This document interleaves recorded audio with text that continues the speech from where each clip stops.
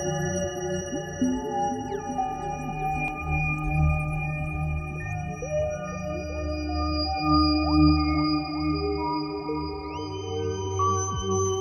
dans cette vidéo, nous explorons le lien qui va exister entre l'information, qui est une notion qui vient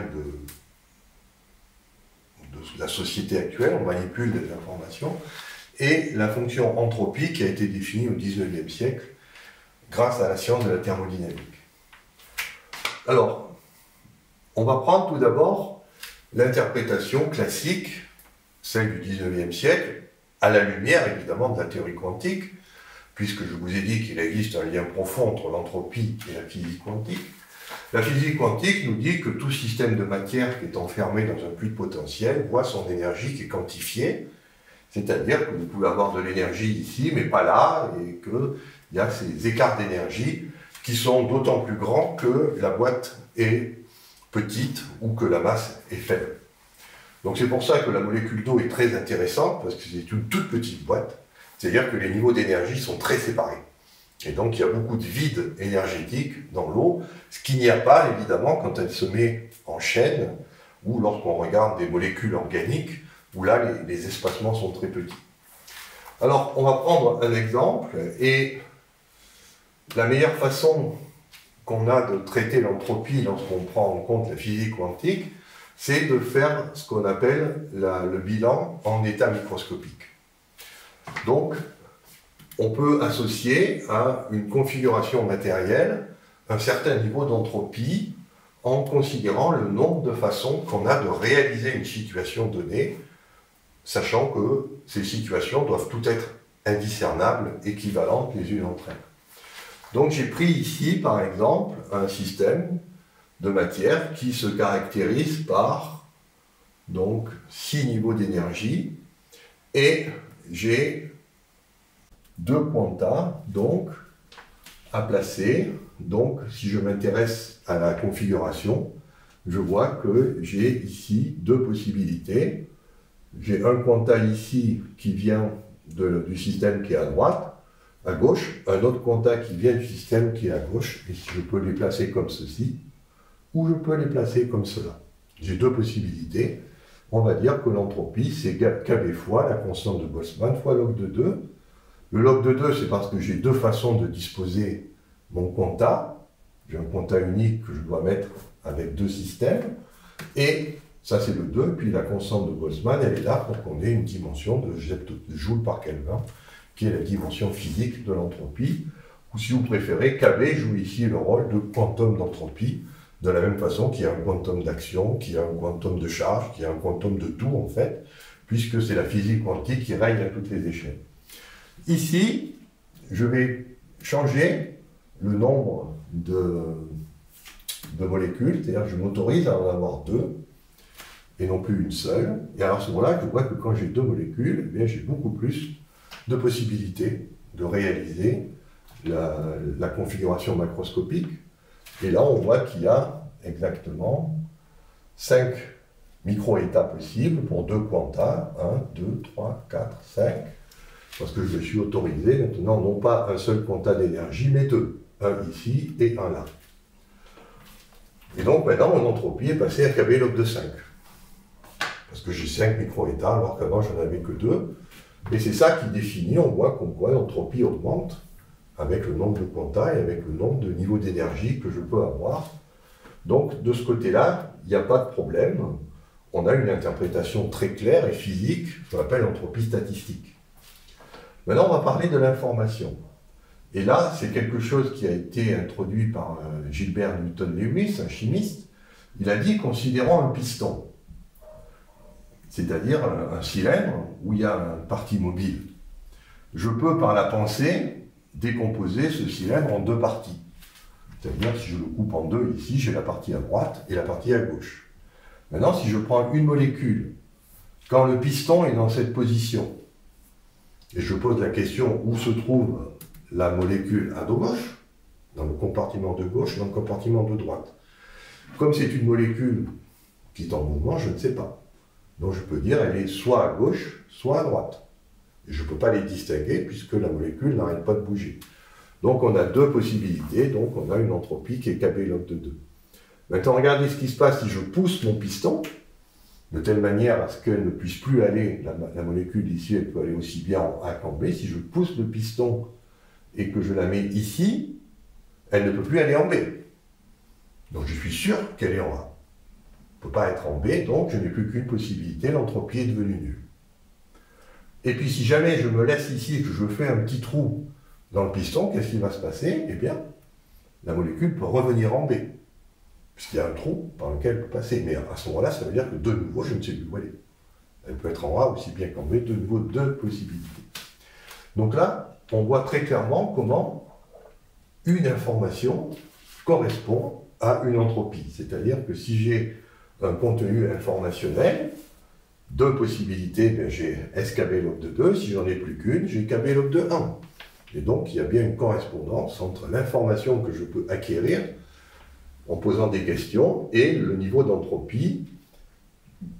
On dit que toute augmentation d'entropie correspond à un gain d'information. Quand j'augmente l'entropie, j'augmente l'information. Et donc, on voit qu'à ce moment-là, il y a un lien très profond qui existe entre ces deux notions, l'entropie thermodynamique et l'entropie au sens de l'information qu'on gagne sur un système, suivant qu'on met un piston à un endroit ou pas. Alors, ce raisonnement a été bien sûr généralisé par un mathématicien qui s'appelle Claude Shannon, qui était occupé, dont l'intérêt était de savoir comment l'information se propageait dans les systèmes de communication, puisqu'au XXe siècle, a émergé cette science de la communication. Et c'est là où on voit ce qui s'est passé, c'est qu'en 1872, donc Ludwig Boltzmann définit l'entropie comme étant une fonction mathématique où on affecte une probabilité d'observer un microétat donné et on fait la somme sur tous les microétats. C'est la manière rigoureuse de définir l'entropie pour un système de matière. Et voilà notre monsieur Shannon qui, lui, se base sur le raisonnement de Lewis, c'est-à-dire qui ne considère pas le système de matière, mais juste comment de l'information se propage dans un tuyau. Et il dit, si on veut connaître la quantité d'informations qui se propage, il faut connaître cette quantité. Mais si vous regardez cette quantité et cette quantité, vous voyez que c'est exactement la même chose. Ce qui a simplement changé, c'est qu'on n'a plus le facteur KB. On a la même fonction mathématique, c'est-à-dire qu'à chaque symbole qu'on passe dans le tuyau, on affecte une probabilité, de la même façon qu'à chaque microétat thermodynamique, on associe une probabilité. Et donc, l'entropie se mesure exactement comme la quantité d'informations, c'est-à-dire plus vous avez d'entropie, plus vous avez d'informations dans votre système. Et c'est mathématique, c'est la même fonction, d'où l'idée qu'il y a cette correspondance entre thermodynamique et théorie de l'information. Alors, c'est un sujet qui reste encore très controversé. Il y a encore des gens qui prétendent qu'il n'y a aucun lien entre les deux, malgré le fait que l'expression mathématique est rigoureusement la même. À une constante universelle près, on peut poser égal à 1, puisque on l'a toujours fait, par exemple, en troisième quantification, on peut poser KB égale 1. Si on pose KB égale 1, on voit que là, les deux définitions coïncident parfaitement. Et si KB est vraiment une constante universelle, on a le droit de la poser égale à 1. Et à ce moment-là, on est en droit d'identifier l'entropie. L'entropie mesure en fait la quantité d'informations qu'il y a dans un système. Alors, le problème, il est qu'à peu près à la même époque, s'est développée aussi la science des robots, c'est-à-dire la cybernétique. Ça, c'est Nicolas Wiener qui a été le père de cette science des robots, et aussi notre brave séducteur de jupons, qui est M. Schrödinger, s'est aussi mêlé de la partie. Et là, notre ami Schrödinger s'est un peu emmêlé les pinceaux, parce que autant c'était un bon physicien, théoricien pour la physique quantique, quand il a commencé à vouloir écrire son livre célèbre qui s'appelle « La vie et l'esprit », il n'a pas bien compris ce que c'était que l'entropie, puisque, au lieu d'appliquer le principe comme on l'a appliqué, c'est-à-dire que l'entropie de l'univers doit toujours augmenter, il a considéré que c'était l'entropie du système qui devait augmenter. Et c'est pas du tout ça, parce que le second principe vous dit que l'entropie du système peut baisser du moment que l'entropie de l'univers augmente. Alors que Schrödinger a dit non, la vie, il a oublié l'univers, qui fait que quand on regarde le système et qu'on oublie qu'il est connecté à l'univers, qu'est-ce qu'on voit? Que le système vivant réduise leur entropie. Ben non, ils réduisent leur entropie parce qu'il y a un flux d'entropie vers l'extérieur qui est beaucoup plus grand et qui fait que le second principe est satisfait. Alors c'est pour ça qu'il a été obligé de jongler, et il a introduit une notion qui n'a aucun intérêt, qui s'appelle la négantropie. Et alors c'est ça pour ça que maintenant l'entropie c'est devenu une espèce de truc incompréhensible, parce qu'il y a des gens qui disent, alors oui, la matière inerte, c'est l'entropie qui augmente, et la matière vivante, c'est l'entropie qui diminue. Et comme on n'aime pas l'entropie qui diminue, parce qu'on est en violation du second principe, on appelle ça la négantropie pour qu'elle augmente. Donc vous voyez un petit peu la gymnastique intellectuelle. Donc le mieux c'est d'oublier tout ça. En fait, si vous changez le signe de l'entropie, vous pensez simplement, vous traduisez le fait que vous travaillez avec la fonction de Gibbs au lieu de travailler avec l'entropie. Bon, ça n'a pas beaucoup d'intérêt. Donc, nous, pour ce qui concerne cette application de Wiki, on travaille avec l'entropie, et la négantropie, c'est quelque chose qui peut être utile de façon formelle pour les systèmes robotiques.